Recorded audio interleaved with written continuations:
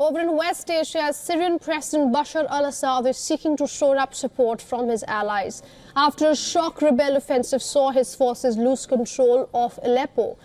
Syrian and Russian airstrikes pummeled areas of northern Syria as Iran's top diplomat paid a visit to Damascus, the capital city, in a show of support for the regime.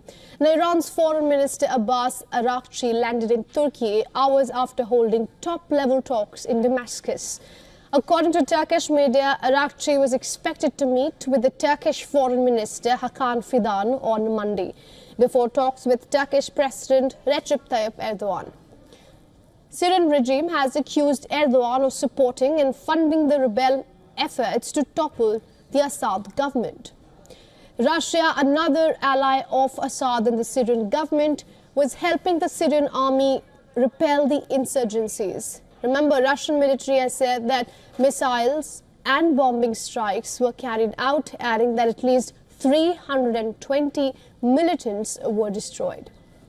Moscow has announced earlier this week that it was bombing the rebel targets. According to the Britain-based Syrian Observatory for Human Rights, Russian warplanes have struck parts of Aleppo for the very first time since the year 2016.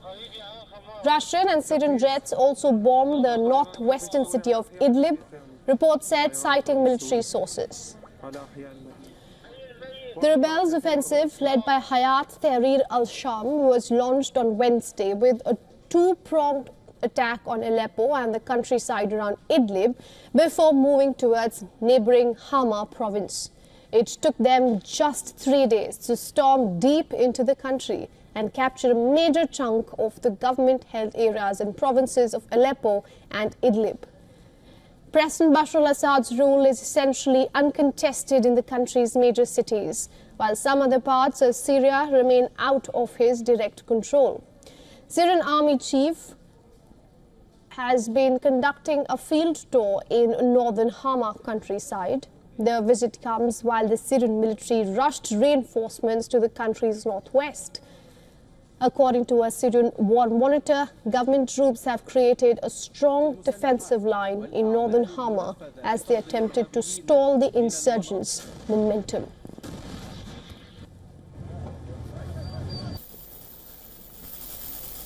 وحدات الجيش العربي السوري وهؤلاء الرجال للتقدم في عمق محافظة حما.